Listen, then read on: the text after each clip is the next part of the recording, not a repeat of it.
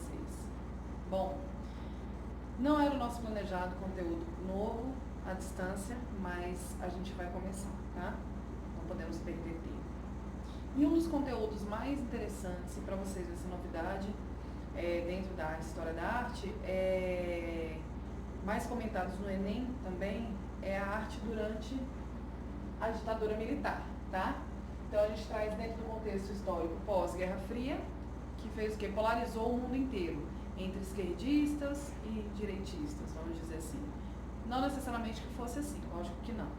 Mas era muito prático da parte deles, principalmente dos grupos mais conservadores, que isso fosse polarizado. Porque se você não é de direita, você é de esquerda.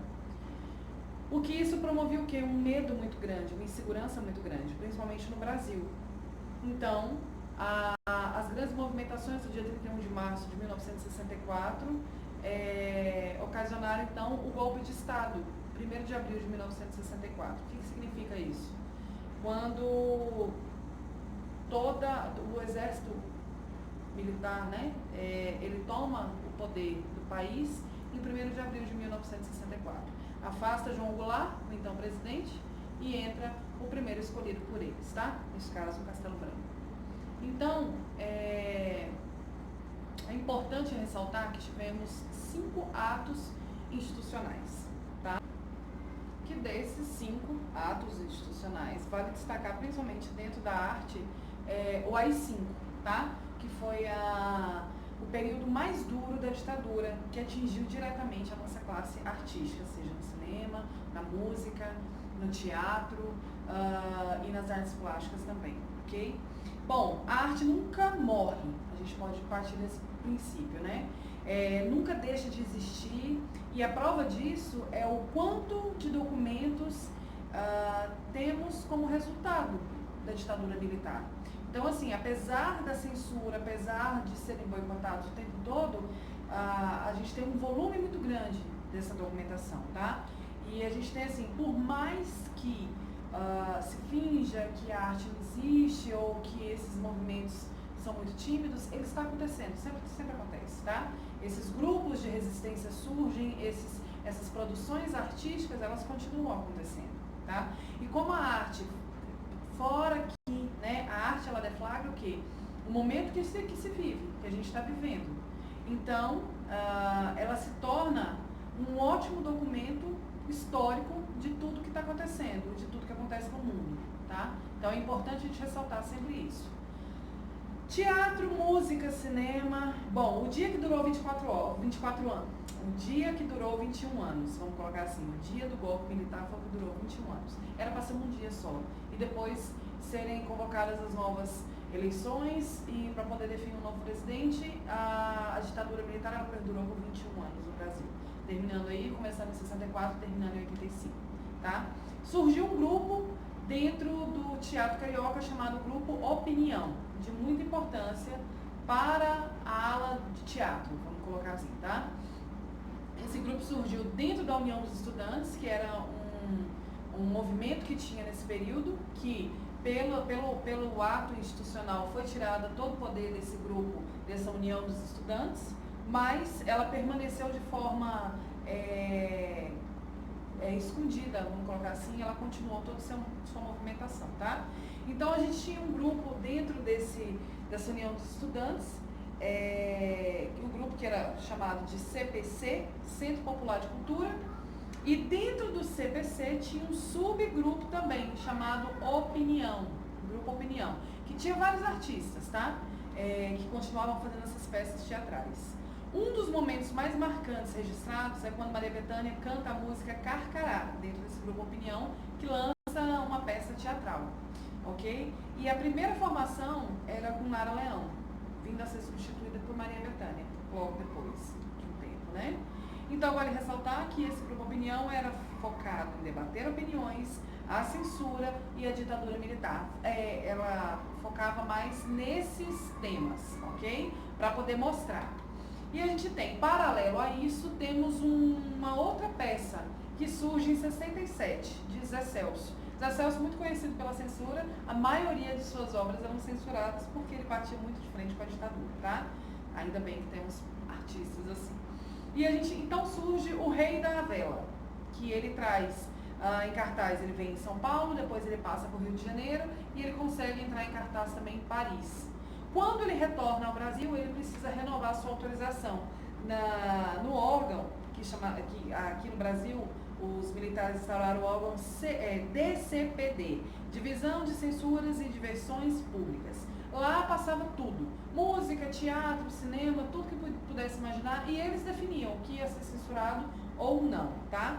E essa peça do Rei da Vela, ela foi censurada e permaneceu assim até 1985. Até o ano passado, esse ano quando completou 50 anos de ditadura militar, perdão, ano passado, que completou 50 anos da censura dessa peça, eles fizeram uma releitura dela e trazendo para os dias de hoje, por incrível que pareça, parecia tão atual, porque reclamavam principalmente das falas e tal, e parecia ser tão atual que eles dissessem assim, que a peça não era para as famílias tradicionais brasileiras, famílias do bem, que parecia ser tão recente, né? Enfim. Em 68 também Zé Celso, tá? É a peça Roda Viva, inspirada na obra de Chico Buarque, grande nome que a gente já vai falar, tá? Desse período, principalmente. Roda Viva também foi censurada sob a justificativa de que se falava muitos palavrões, gestos obscenos e que esses ofendiam a honra e a glória das famílias tradicionais de respeito brasileiras. Nessa peça, fala exatamente, mediante a canção Roda Viva, que se refere às pessoas que são oprimidas de falarem aquilo que querem, sobre não poderem ter mais o poder da voz ativa, tá? Bem conceitual nesse sentido do período da ditadura militar. Não se podia falar tudo aquilo que queria. Grupos com mais de 3 pessoas andando na rua era proibido também, porque entendiam que aqueles grupos de 3 pessoas, aqueles trios, poderiam estar pensando em como, ou planejando em como derrubar os militares, tá? Toque de recolher, o que mais que a gente pode falar? Sessão de tortura para artistas, para jornalistas, principalmente a imprensa sofreu muito com isso. Artistas musicais, artistas plásticos também. Teatros foram ateados fogo, com eles embaixo, os atores embaixo também. Então, assim, coisas desse extremo, tá? Nós temos aí, também interessante ressaltar que em um desses dias que a peça estava em cartaz, eles foram, os militares desse departamento de censura, chegou até o teatro e violentou todos os atores, de várias formas também, tá? Isso era assegurado pelo AI-5, tão debatido por esses dias também, tá? Que é o ato institucional número 5, onde ele dá o direito, plenos direitos a qualquer polícia, a qualquer força militar, para prender, sem que você tenha nem o direito de se defender, tá? Não existe o abrir o inquérito nesse período. Existe o prender daquele meliante sob uma suspeita e, independente se comprova o contrário ou não, o poder é da polícia de prender, tá? Então, é interessante que a gente ressalte isso. Então, todos os direitos de ir e vir do cidadão assegurados pela Constituição, com o ato institucional, esquece, tá? São decretos que eles baixam e que diz agora o poder está somente com o executivo, ou seja, o presidente. Então entendam o que significa ato institucional. É muito importante, principalmente nos dias de hoje, a gente entender a nossa história, tá? Vamos lá.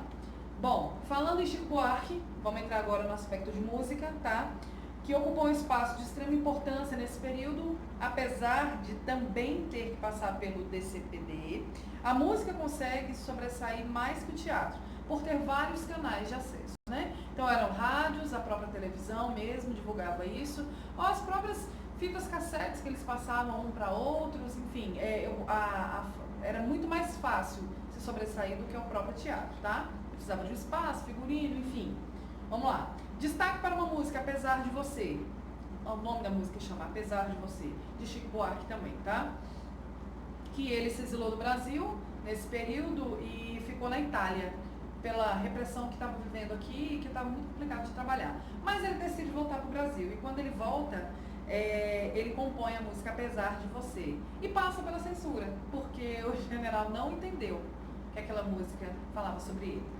E aí, quando ele diz assim, apesar de você, amanhã há de ser outro dia. Então, depois de muito tempo, depois que a música tomou um alcance muito grande, foi que eles foram se tocar que poderia ser para eles. E chama, então, o Chico Buarque, e diz assim, Chico, o que está acontecendo? Essa música começa e desde a música Apesar de Você, todas as suas obras são perseguidas e são censuradas, porque na dúvida, né, entre será que estão falando da gente ou não, é melhor, é preferível que a gente censure e tal. E aí ele vem com a ideia inovadora de fazer um disco com um pseudo, né? Ele escolhe Julinho de Adelaide. E ele lança, então, um disco com uma das músicas, inclusive, que chama Jorge Maravilha. Uma verdadeira pirraça ao general, que ele diz assim, você não gosta de mim, mas a sua filha sim. Então, e para poder provocar isso, era o Geisel nessa época, né?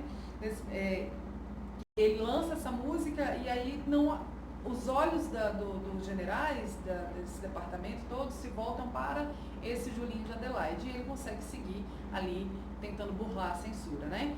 Vale destacar que nesse período nós temos aí Caetano Veloso, temos Chico Buarque, temos Geraldo Vandré, que inclusive foi capturado, foi torturado, né? Temos Raul Seixas também, bastante famoso, temos Gilberto Gil, também destaque para Caetano Veloso, que foi exilado no Brasil, Gilberto Gil também foi exilado. Eles eram convidados a se retirar de sua pátria e viver fora durante um certo período, e se eles desobedecessem, se eles não aceitassem esse convite, eles iriam ser presos, tá?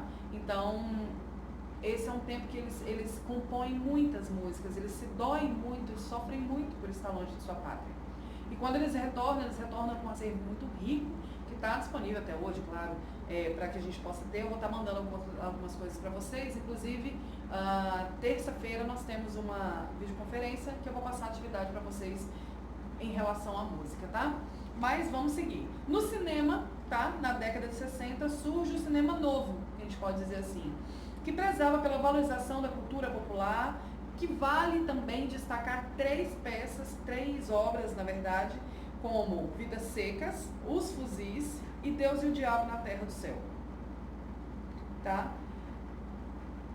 A Terra do Sol.